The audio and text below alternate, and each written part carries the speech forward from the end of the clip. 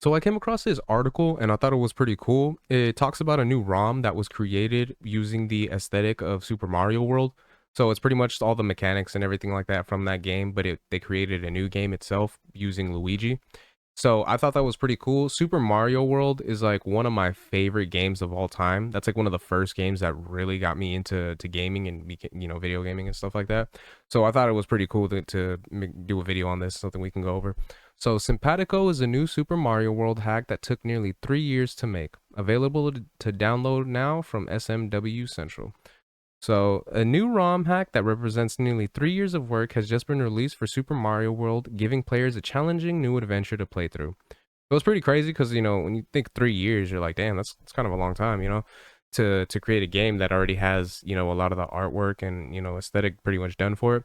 Well, when you look at some of the pictures that we got here, you can notice that there are some changes. So yes, when you look at like this photo right here, for the most part, everything is kind of similar to how Super Mario World originally is. You got the pipes, you got the blocks, the artwork in the background, and the way the layout is, and everything like that.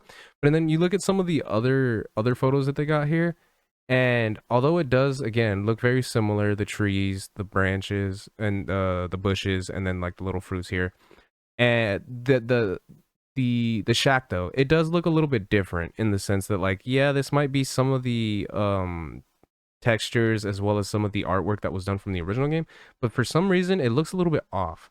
And then similar to the inside of the house here, you look at the blocks here at the bottom, that looks similar, but a lot of other stuff around here, other than let's say the key, it looks like it's almost like freshly created. Like whoever developed this made it all from scratch kind of a thing. So if that is the case, that's completely fine. But you do notice it in certain parts. Like on this part, you'll notice these are like the from the original, the pipes, these little enemies right here, the piranha plant. But and then some of the things that might be a little bit different are the pyramid. The pyramid, I don't know if you guys can see, it looks a little bit off. It doesn't quite fit the aesthetic as um the other items here, as well as these like stone structures. Those look a little bit different. And then the monkeys. The monkeys, if I'm not mistaken though, I think those are characters from Yoshi's Island, but I could be wrong. I could be mistaken on that one. And then see, I think that's about it. And then yeah, like I said, so this one looks more or less similar, but one thing you will notice is that Waluigi, he does look a little bit different there. So even though it does look a little bit different, I think it is awesome that they were able to go this route as far as making a whole new game, because that's pretty much what it looks like here.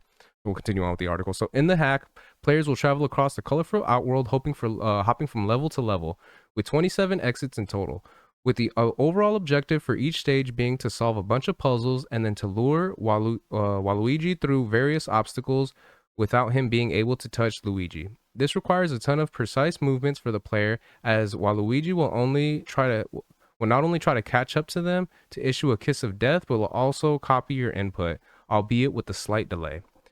All right. So pretty much you got to just avoid him the whole time. He's pretty much following you. So I wonder if it's like a game of cat and mouse kind of a thing. The creators described the hack as a fun, lighthearted adventure between two estranged pals, with the story apparently focusing on dysfunctional relationship between Luigi and Waluigi. And as things stand, we've only played a small section of the hack so far, but some of the things that immediately stood out for us were from the first level. Include the reference of the other Nintendo games like Donkey Kong Country 3, The Legend of Zelda Ocarina of Time, the presence of a playable console featuring a simple NES-style platformer, and the appearance of a Captain Toad in the role of a helpful NPC.